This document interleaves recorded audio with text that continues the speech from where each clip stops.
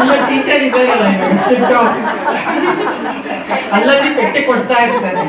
ಬೆಳಿಗ್ಗೆ ಬಂದ ತಕ್ಷಣ ಎಲ್ಲರಿಗೂ ಹೇಗೆ ಡ್ಯಾನ್ಸ್ ಮೆಡಿಟೇಷನ್ ಮಾಡಿಸಿದ್ರು, ಅದು ಇನಿಷಿಯೇಟಿವ್ ತಗೊಂಡಿದ್ದೆ ಸರ್ ಅವರು.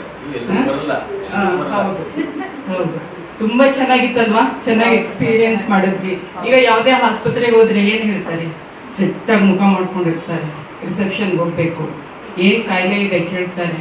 ಡಯಾಗ್ನೋಸ್ ಮಾಡ್ಲಿಕ್ಕೇನೆ ಎಷ್ಟು ಎಕ್ಸಾಮ್ ಮಾಡಿಸ್ಬೇಕು ನೀವು, ಬ್ಲಡ್ ಟೆಸ್ಟ್, ನೀರಿನ ಟೆಸ್ಟ್, ಅದಕ್ಕೆ ಫಸ್ಟ್ ಬಿಲ್ ಪೇ ಮಾಡಬೇಕು. ಇಲ್ಲಿ ಆ ಥರ ಏನಾದರೂ ಅನುಭವ ಆಯ್ತಾ ನಿಮಗೆ? ಅನುಭವ ಆಯ್ತಾ? ಯಾವ ಥರ ಫೀಲ್ ಆಗ್ತಾ ಇದೆ ನಿಮಗೆ? ಮೈಂಡ್ ರಿಲ್ಯಾಕ್ಸ್ ಆಗ್ತಾ ಇದೆ? ಒಂದು ಡಯಾಗ್ನೋಸ್ಟಿಕ್ ಸೆಂಟರ್ಗೆ ಹೋಗಿ ಅಥವಾ ಹಾಸ್ಪಿಟಲ್ಗೆ ಹೋಗಿ ಕುತ್ಕೊಳ್ತೀರಾ, ತಲೆಯಲ್ಲಿ ಯೋಚನೆ, ಯಾವ ಕಾಯಿಲೆ ಅಂತ ಹೇಳ್ಬಿಡ್ತಾರೋ, ಏನಂತ ಹೇಳ್ಬಿಡ್ತಾರೋ, ಎಷ್ಟು ದಿವಸ ಮೆಡಿಸಿನ್ ತಗೋಬೇಕು ನಮ್ಗೆ ಗೊತ್ತಿಲ್ಲ, ಎಷ್ಟು ಖರ್ಚು ಮಾಡಬೇಕೋ ಗೊತ್ತಿಲ್ಲ, ನನ್ನ ದುಡ್ಡು ಹೇಗೆ ಹೊಂದಿಸ್ಲಿ ಗೊತ್ತಿಲ್ಲ. ಇಲ್ಲಿ ಕಾಯಿಲೆಗೆ, ಟ್ರೀಟ್ಮೆಂಟ್ಗೆ, ಮೆಡಿಸಿನ್ಗೆ ದುಡ್ಡು ಖರ್ಚು ಮಾಡಬೇಕು, ಇನ್ನೊಂದು ಕಡೆ ಸಂಪಾದನೆ ಮಾಡಬೇಕು ಅಲ್ವಾ? ರಾತ್ರಿ ಮಲಗಿದ್ರೆ ನಿದ್ದೆ ಬರುತ್ತಾ ನಿಮಗೆ? ಯಾವಾಗಲೂ ಕಾಯಿಲೆದೇ ಯೋಚನೆ. ಯಾವ ಕಾಯಿಲೆ? ವಯಸ್ಸಾಗ್ತಾ ಆಗ್ತಾ ಆಗ್ತಾ ಕಾಯಿಲೆಗಳು ಒಂದೊಂದೇ ಲಿಸ್ಟ್ ಹೇಳ್ತೀರಾ. ಆದ್ರೆ ಮನಸ್ಸಿಗೆ ನೆಮ್ಮದಿ ಕೊಡುವಂತ ಒಂದಾದ್ರೂ ಒಂದು ಒಳ್ಳೆ ಪದ ಬರುತ್ತಾ ನಮ್ಮ ಮನಸ್ಸಲ್ಲಿ? ನಿತ್ಯ ಜಪ ಮಾಡೋದು diabetes, BP, thyroid, PCOD, PCS, ಎಷ್ಟೊಂದು ಕಾಯಿಲೆ ಹೆಸರುಗಳು ಗೊತ್ತಿದೆ. ಆರೋಗ್ಯ, ಮತ್ತೆ ಆತ್ಮವಿಶ್ವಾಸ, ಇನ್ನು ಎಷ್ಟೊಂದು ಪಾಸಿಟಿವ್ ವರ್ಡ್ಸ್ ಇದೆ, ಅದೆಲ್ಲ ಮರ್ತೇ ಬಿಟ್ಟಿದ್ದೀವಿ ನಾವು. ನಿತ್ಯ ಯಾವಾಗಲೂ ಇದೇ ಗೋಳು. ಯಾವ ಮಾತ್ರೆ? ಕ್ರೋಸಿನ್, ಜ್ವರಕ್ಕೆ ಕ್ರೋಸಿನ್. ಕೋವಿಡ್ ಬಂದ ತಕ್ಷಣ ಎಲ್ಲರೂ ಕಷಾಯದ ಮೊರೆ ಹೋದ್ರಿ, ಅದನ್ನ ಕಂಟಿನ್ಯೂ ಮಾಡ್ತಾ ಇದ್ದೀರಾ ಪ್ರತಿದಿನ. ಇಮ್ಯುನಿಟಿ ಹೆಚ್ಚಿಸ್ಕೊಳ್ಳಿಕ್ಕೆ ಕಷಾಯಗಳನ್ನ ಮಾಡ್ತಾ ಇದ್ರಿ. ಜೀರಿಗೆ ಕಷಾಯ ಅಂತೆ, ಅಮೃತ ಬಳ್ಳಿ ಗಿಡ ತಗೊಂಡು ಎಲೆ ತಗೊಂಡು ಕಟ್ ಮಾಡಿ ಅದನ್ನ ಕಷಾಯ ಮಾಡೋದಂತೆ, ಬ್ರಾಹ್ಮಿ ಹುಡ್ಕೊಂಡು ಹೋಗೋದಂತೆ, ಎಷ್ಟೊಂದು ಮಾಡ್ತಾ ಇದ್ರಿ. ಅದು ಕಂಟಿನ್ಯೂ ಮಾಡ್ತಾ ಇದ್ದೀರಾ ನೀವು? ಯಾರು ಮಾಡ್ತಾರೆ? ಯಾಕೆಂದ್ರೆ ಕೋವಿಡ್ ಹೋಯ್ತು, ಅದೇ 100 ಮಾಡ್ತಾ ಇದ್ದೀರಾ ಅಲ್ವಾ? ಹಾಗೆ ನಮ್ಮ ಆಯುರ್ವೇದದಲ್ಲಿ ಏನಾಗುತ್ತೆ ಅಂದ್ರೆ, ನಾವು ಚಿಕಿತ್ಸೆ ಕೊಡೋದು ರೂಟ್ ಕಾಸ್ಗೆ. ಈಗ ನೀವು ಹೊಲದಲ್ಲಿ ಭತ್ತ ಬೆಳಿತೀರಾ, ರಾಗಿ ಬೆಳಿತೀರಾ, ಜೊತೆ ಕಳೆ ಬೆಳೆದಿರುತ್ತೆ, ನೀವು ಕಡ್ಡಿ ಕಟ್ ಮಾಡ್ತೀರಾ, ಬೇರ್ ತೆಗಿತೀರಾ. ಹಾಗೆ ಆಯುರ್ವೇದ ಇಂಪಾರ್ಟೆನ್ಸ್ ಅಂತ ಇರೋದು ಅದಕ್ಕೇನೆ. ನಾವು ಮೂಲಕ್ಕೆ ಚಿಕಿತ್ಸೆ ಕೊಡೋದು, ಆಯ್ತಾ? ಅದ್ರ ಜೊತೆಗೆ ನಮ್ಮ ಆಹಾರ ವಿಧಿ ವಿಜ್ಞಾನವನ್ನ ಕಲ್ತ್ಕೋಬೇಕು. ಹೇಗೆ ಆಹಾರವನ್ನ ತಗೊಳ್ಬೇಕು, ಎಷ್ಟು ಸಮಯ ತಗೊಳ್ಬೇಕು, ನಮ್ಮ ಬಾಡಿ ಪ್ರಕೃತಿ ಹೇಗಿದೆ, ವಾತನ, ಪಿತ್ತನ, ಕಫನ ಸಮವಾಗಿದೆಯಾ, ಪ್ರಕೃತಿಯನ್ನ ತಿಳ್ಕೊಳ್ಬೇಕು. ಮತ್ತೆ ನಮ್ಮ ಜೀವನ ಶೈಲಿ, ಯಾವ ರೀತಿ ಆಕ್ಟಿವಿಟೀಸ್ ಇದೆ, ಯೋಗ ಮಾಡ್ತೀವ, ಪ್ರಾಣಾಯಾಮ ಮಾಡ್ತೀವ, ಧ್ಯಾನ ಮಾಡ್ತೀವ, ಪ್ರತಿನಿತ್ಯ ಮಾಡಬೇಕು. ನಾವು ಹೇಗೆ ದಿನ ನೀರು ಆಹಾರ ತಗೊಳ್ತೀವೋ ಹಾಗೆ ಧ್ಯಾನವೂ ಕೂಡ ಇಂಪಾರ್ಟೆಂಟ್. ಹಾಗೆ ನಮ್ಮ ಚಿಕಿತ್ಸೆಯಲ್ಲಿ ಹೇಗೆ ಅಂತಂದ್ರೆ, ದೈವ ವ್ಯಾಪಶ್ರಯ, ಯುಕ್ತಿ ವ್ಯಾಪಶ್ರಯ ಹಾಗೂ ಸತ್ವಾವಜಯ ಅಂತ 3 ವಿಧದ ರೀತಿಯಲ್ಲಿ ನಾವು ಚಿಕಿತ್ಸೆಯನ್ನು ನೀಡುವಂಥದ್ದು ಆಯುರ್ವೇದದಲ್ಲಿ.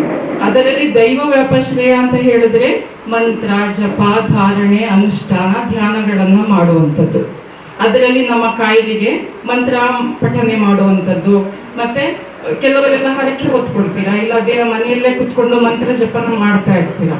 ಹಾಗೆ ಭಕ್ತಿ ಮಾರ್ಗದಲ್ಲಿ ಇರುವಂತವರು ನೀವು ಆ ರೀತಿ ಮಾಡುವಂಥದ್ದು. ಅದು ಬಿಟ್ಟರೆ ಧ್ಯಾನ ಮಾರ್ಗ, ಧ್ಯಾನ ಮಾಡ್ತಾ, ಮೆಡಿಟೇಷನ್ ಮಾಡ್ತಾ, ನಮ್ಮ ಉಸಿರಿನ ಕಡೆ ಗಮನವನ್ನು ಕೊಡುತ್ತಾ ಧ್ಯಾನ ಮಾಡ್ತಾ ನೀವು ನಿಮ್ಮಲ್ಲೇ ಒಳಗೆ ಹೋಗುವಂಥದ್ದು.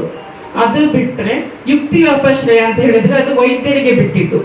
ವೈದ್ಯರು ನಿಮ್ಮ ಪ್ರಕೃತಿಗೆ ಅನುಗುಣವಾಗಿ ನಿಮ್ಮಲ್ಲಿ ಏನು ದೇಹದಲ್ಲಿ ಕಾಯಿಲೆ ಇದೆ ಅದಕ್ಕೆ ತಕ್ಕ ಹಾಗೆ, ಅದು ಪ್ರಕೃತಿಯ ಹಾಗೆ ಇಂಥಷ್ಟೇ ಔಷಧಿ ಕೊಡಬೇಕು, ಇವರಿಗೆ ಇಂಥ ಪ್ರಮಾಣದಲ್ಲೇ ಕೊಡಬೇಕು ಅನ್ನೋದನ್ನ ಡಾಕ್ಟರ್ ನಿರ್ಧಾರ ಮಾಡ್ತಾರೆ. ಈಗ ಒಂದು ಕಾಯಿಲೆಗೆ, ಒಂದು ಜ್ವರ ಬಂದ್ರೆ ನೀವು ಏನ್ ಮಾಡ್ತೀರಾ, ಒಂದು ಕ್ರೋಸಿನ್ ನಿಮಗೆ ಬಂದು ಕೊಡ್ತೀರಾ.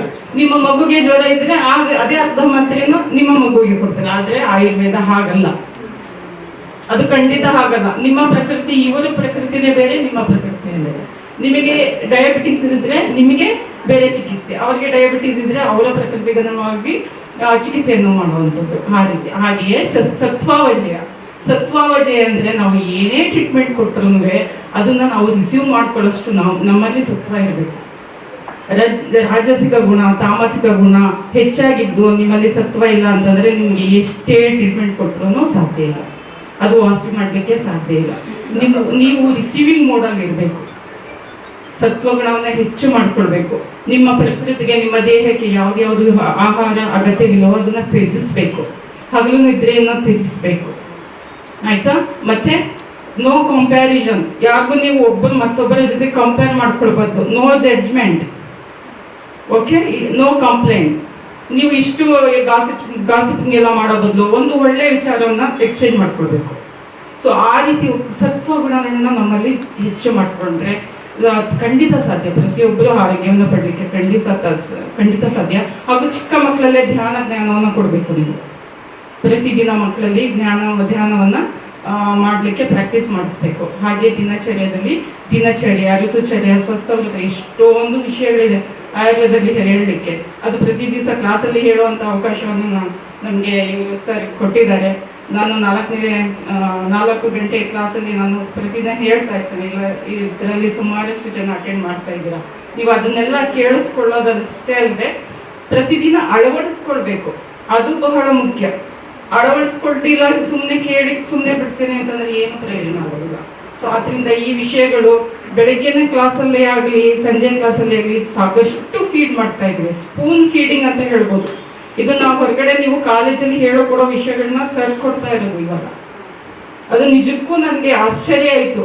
ಚಂದನ ಮೇಡಮ್ ಹೇಳಿದಂಗೆ ಹೇಗೆ ಇವ್ರಿಗೆ ಇಷ್ಟೆಲ್ಲ ಸಮಯ ಕೊಟ್ಟು ಶಕ್ತಿ ಕೊಟ್ಟು ಎನರ್ಜಿ ಬೂಸ್ಟ್ ಮಾಡ್ತಾ ಇದ್ದೇವೆ. ಎದ್ದೇಳಿ ಹತ್ಕೊಳ್ಳಿ ಇದನ್ನ ಅಂತ.